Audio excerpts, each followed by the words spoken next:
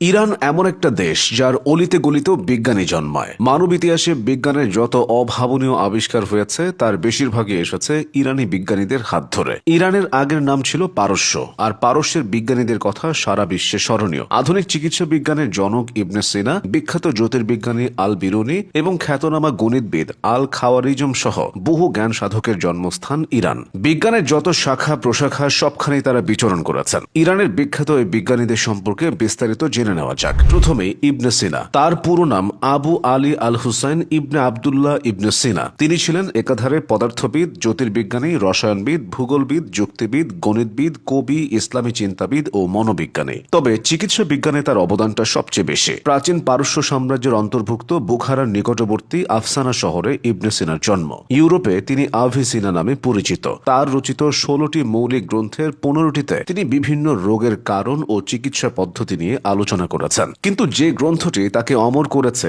তার নাম কানুন ফি তিব, যা ছিল 5 খণ্ডে এবং 800 পরিচ্ছেদে। ইউরোপে এটি চিকিৎসা বিজ্ঞানের বাইবেল নামে সর্বাধিক পরিচিত। এই জন্য ইবনে সিনাকে অনেকে চিকিৎসকদের চিকিৎসক বলে অভিহিত করেন। চিকিৎসা শাস্ত্রে আরেকজন বিখ্যাত বিজ্ঞানীর নাম আল রাজি। পুরো নাম আবু বকর মোহাম্মদ ইবনে জাকারিয়া আল রাজি। আল রাজি 841 খ্রিস্টাব্দে ইরানের তেহরানে জন্মগ্রহণ করেন। তিনি ছিলেন একজন দক্ষ চিকিৎসক এবং দার্শনিক। তিনি চিকিৎসাবিদ্যা, আলকেমি, পদার্থবিদ্যা এবং অন্যান্য বিষয়ের উপর 184টিরও বেশি বই লিখেছেন। তার অন্যতম আবিষ্কার হল সালফিউরিক অ্যাসিড। এছাড়া তিনি ইথানল উৎপাদন, বিশোধন ও চিকিৎসায় এর ব্যবহার প্রক্রিয়া আবিষ্কার করেন। লাতিন ভাষায় আল রাজির নাম রাজেস বা রাজেস। জীবদ্দশায় তিনি বহু দেশ ভ্রমণ করেছিলেন। বিজ্ঞানী আল বিরুনির নামটা সারা বিশ্বে আলাদাভাবে উচ্চারিত হয়। মুসলিম বিশ্বের অন্যতম এই মনীষীর জন্ম ইরানে। তার পুরো নাম আবু রায়হান আল বিরুনি। তিনি জীবনের বেশিরভাগ সময় কাটিয়েছেন মধ্য এশিয়ায়। আল বিরুনি ভূবিদ্যার অন্যতম পথিকৃৎ। তিনি বিভিন্ন ধরনের ধাতু সংগ্রহ করে সেগুলো পরীক্ষা করেছিলেন। একাদশ শতাব্দীতে তিনি তার বর্ণময় কর্ম এবং বিভিন্ন বিষয়ে গবেষণায় নতুন এবং উল্লেখযোগ্য অগ্রগতি অর্জন করেন। আল বিরুনি আবিষ্কার করেছিলেন কিভাবে পৃথিবী তার কক্ষপথে ঘূর্ণায়মান।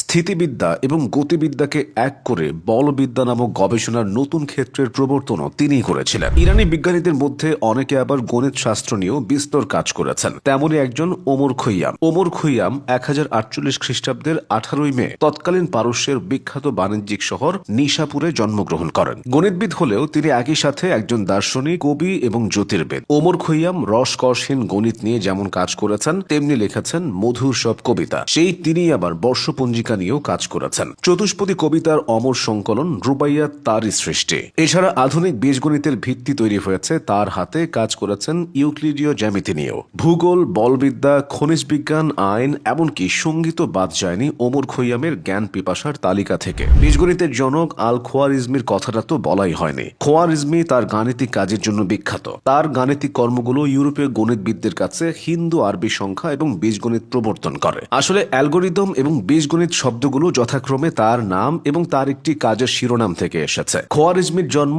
ইরানের খোয়ারজমে, তবে তিনি বসবাস করতেন বাগদাদে। আধুনিক সময়ে এসেও বহু ইরানি বিজ্ঞানী তাক লাগানো সব উদ্ভাবনে কাজ করেছেন। তেমনই একজন হলেন আলী জাভান। আলী জাভান একাধারে একজন পদার্থবিদ এবং উদ্ভাবক। তিনি 1926 সালের 26শে ডিসেম্বর ইরানের তেহরানে জন্মগ্রহণ করেন। গ্যাস লেজার উদ্ভাবনের অন্যতম পথিকৃৎ হিসেবে এবং লেজার প্রযুক্তিতে গুরুত্বপূর্ণ অবদানের জন্য তার নামটা স্মরণীয়। আলী জাভান 1961 সালে অপটিক্যাল হেটেরোডাইন বিটের প্রথম প্রদর্শন করেন, যা লেজারের সাহায্যে করা হয়েছিল। তিনি লেজার স্পেকট্রোস্কোপি এবং আলোর বেগ পরিমাপের ক্ষেত্রেও অবদান রেখেছেন। যুগে যুগে এভাবেই ইরানি বিজ্ঞানীরা উদ্ভাবনী প্রতিভায় বিশ্বকে এগিয়ে নিয়েছেন।